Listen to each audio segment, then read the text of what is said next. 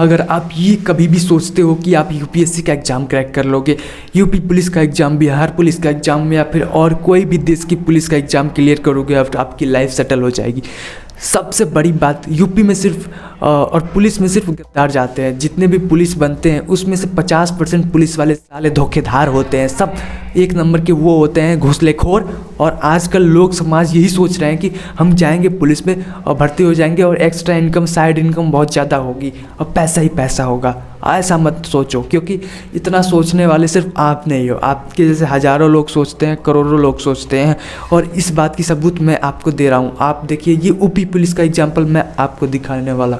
UP police में सिर्फ 60,000 vacancies निकली इस बार 2024 में, पर एग्ज़ाम किसने दिया? 50 लाख लोगों ने एग्ज़ाम दिया। बताओ, अब 50 लाख लोग एग्ज़ाम दे रहे हैं और वैकेंसी कितनी है? सिर्फ 60,000। आप खुद परसेंटेज निकालो, कितना परसेंट हुआ? 50 लाख का 60,000 कितना परसेंट हुआ? 1 पॉइंट समथिंग परसेंट हुआ, मतलब 1% मान लो।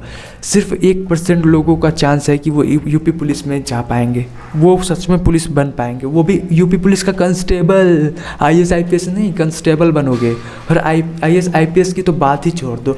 IAS IPS में हर साल लगभग 1000 के आसपास सीटें निकलती है। जैसे इस साल 2024 की मान लो 1056 सीटें निकली और अप्लाई कैंडिडेट्स कितने थे?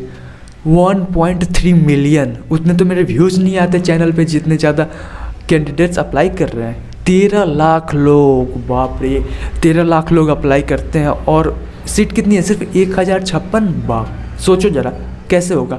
और उस 1056 में भी सिर्फ IAS नहीं है, उसमें IAS IPS IFS इतने सारे पोस्ट हैं, बताओ। और इतने सारे पोस्ट हैं तो वो भी छोटे छोटे करके इतना ज़्यादा कम हो जा रहा है। जैसे IAS का 250 के आसपास बस सीट है और इतने ज़्यादा लोग अप्लाई कर रहे हैं। सब बन जाएंगे क्या IAS? नहीं ना। आप ये डेटा देखो, पिछले 5 साल का डेटा मैं आपको स्क्रीनशॉट दिखा रहा हूँ। आप खुद समझो कि कैसे इतने सारे लोग अप्लाई करते हैं पर कुछ होता है? कुछ नहीं होता है। UPSC एग्ज़ाम, ये government exam, civil service exam, सिर्फ 1% लोगों का चांस होता है कि वो निकाल पाएंगे, पर फिर भी समाज उसी तरह भाग रहा है। देखो, उससे भी बड़ी बात तो ये है कि अगर 10 लाख लोग अप्लाई करते हैं, UPSC का एग्जाम्पल लेता हूँ मैं, ठीक। 10 लाख लोग कैंडिडेट्स अप्लाई करते हैं एग्ज़ाम के लिए, तो उसमें से 5 लाख लोग ही एग्ज़ाम देते हैं। 5 लाख तो पहले ही हार मान के भग जाते हैं दुम दबा के। 100 रुपये जो चार्ज अपना देते हैं फॉर्म भरने के लिए, वो तो कमाई करवा ही रहे हैं UPSC की, गवर्नमेंट की, पर वो एग्ज़ाम ना देकर सबसे बड़ी गलती करते हैं। हो सकता है उनका सेंटर चला जाता होगा तो वो सोचते होंगे, अरे यार पढ़ा तो कुछ है नहीं, साला निकलेगा कैसे, भागो यहाँ से, न दो एग्ज़ाम। तो 50% लोग ऐसे ही पहले ही वो छट जाते हैं 1 मिलियन में से। 1 मिलियन अप्लाई करते हैं और आधे मिलियन भग जाते हैं।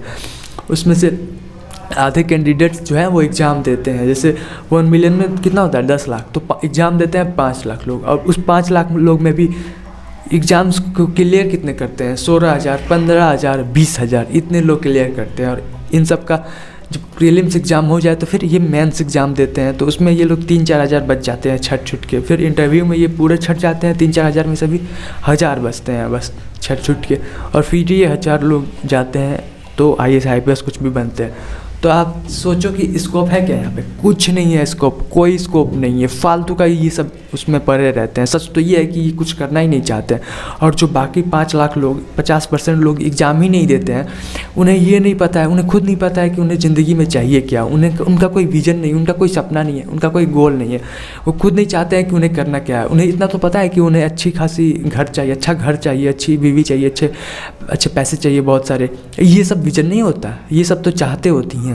आपका विजन आपका काम होता है कि आप क्या काम करना चाहते हो, उसे विजन कहते हैं। आप क्या चाहते हो कि लोग आपको किस काम की नज़र से पहचान पाएँ, किस काम की वजह से आपको लोग पहचाने, ये होता है विजन असली, ना कि आपका घर, आपकी दौलत। ठीक है, ये बात आप अच्छे समझो। और यदि आप यूपी पुलिस का एग्ज़ाम इस बार दिए थे कांस्टेबल का, तो आप ये समझो कि आप अगर बनने वाले हो, अगर एग्ज़ाम क्लियर कर लेते हो, तो आप घूस या साइड इनकम मत लो, क्योंकि आपको इतनी तो मिलती ही है कि आप अपना गुजारा कर सकते हो अच्छे से। हाँ, अगर साइड इनकम लेनी है ना, तो उन लोगों से, उन नेताओं से लेना, बिल्कुल गरीबों से नहीं। गरीबों पे अत्याचार मत करना प्लीज़, मैं इतना रिक्वेस्ट करूँगा, क्योंकि मुझे पता है कि तुम लोग मानोगे नहीं, घूस तो लोगे ही। तो उससे लेना जो बूढ़े लोग हैं, उससे जो नेता लोग हैं, उससे जो बुरे लोग हैं, ना कि गरीबों पे अत्याचार कर देना तुम लोग, ठीक है। मेरी बात को अच्छे से समझ लेना, अच्छे से समझे। मैंने अपने वीडियो का title the trap of UP police ऐसा क्यों लिखा है? देखो, ट्रैप इसलिए लिखा है ना क्योंकि कहीं ना कहीं ये ट्रैप ही है। जब 50 लाख लोग अप्लाई करेंगे, 50 लाख स्टूडेंट्स अप्लाई करेंगे और 1% लोगों कैंडिडेट्स का सिलेक्शन होगा, तो क्यों ना कहूँ मैं, बाकी के 49 लाख लोग कहाँ जाएंगे भाई? बाकी के 49 लाख लोगों की लाइफ नहीं है, फिर वो कुछ और ट्राई करेंगे, कुछ और गवर्नमेंट एग्ज़ाम ट्राई करेंगे, क्योंकि इसमें भी गारंटी है क्या कि वो सक्सेसफुल होंगे। हमें उनके सोचना चाहिए, कम से कम अगर वो एग्ज़ाम दे रहे हैं और एग्ज़ाम को निकाल भी ले रहे हैं, भले ही उसके बाद इंटरव्यू या प्रीलिम्स बाकी सारी चीज़ें फेल हो जा रहे हैं, तो कम से कम इतना नॉलेज है उनके अंदर कि एग्ज़ाम निकाल पा रहे। तो सरकार को उनके लिए जॉब की व्यवस्था करनी चाहिए, कंपनीज़ को बिठाने चाहिए नए नए। हाँ, बुलाओ विदेश से कंपनी, चाइना से बुलाओ कंपनी, कोई बात नहीं, अपना कंट्री डेवलप करो तो सही। डेवलप कैसे भी करो, ठीक है, डेवलप होना ज़्यादा ज़रूरी है। अगर एक बार यहाँ की जनता के पास पैसे आने लगे, वो अपना पेट खुद पालने लग गई, तो फिर उसके बाद से चाइना को भगा देना, सिंपल। वहाँ के कंपनियों को भगा देना, अपना खुद का कंपनी बना लेना। लेकिन अभी ज़रूरत है दुनिया से कंपनीज आने की, या फिर खुद देश में नए नए स्टार्टअप्स को स्टार्ट होने की, ताकि जॉब्स और ज़्यादा जनरेट हो। और मुझे उम्मीद है कि गवर्नमेंट हमारी इस बात को सुनेगी। और पिछले कुछ सालों में गवर्नमेंट ने ऐसा कुछ काम भी किया है। और गवर्नमेंट चाहे इस वक्त बीजेपी की होती है, कांग्रेस की, आज के टाइम पे जो रेवोल्यूशन आया है ना टेक्नोलॉजी का, वो तो रहता ही, और भारत ग्रो करता ही करता किसी भी कीमत पे, ठीक है। तो आपसे मिलता हूँ बहुत जल्द नेक्स्ट वीडियो में। और हाँ, अगले महीने आने वाला है यूपी पुलिस का एग्ज़ाम का रिज़ल्ट, कांस्टेबल एग्ज़ाम का रिज़ल्ट 9 अक्टूबर या नवंबर में आ जाएगा। तो उसके अपडेट के लिए भी मुझे सब्सक्राइब कर लेना। और वैसे तो ये जियो पॉलिटिक्स चैनल है, आप मेरे चैनल पे जाओ, एक बार मेरी सारी वीडियोस को देखो। अगर आपको अच्छा लगे तो चैनल को सब्सक्राइब कर देना, और उस वीडियो को लाइक तो कम से कम कर ही देना, ठीक है।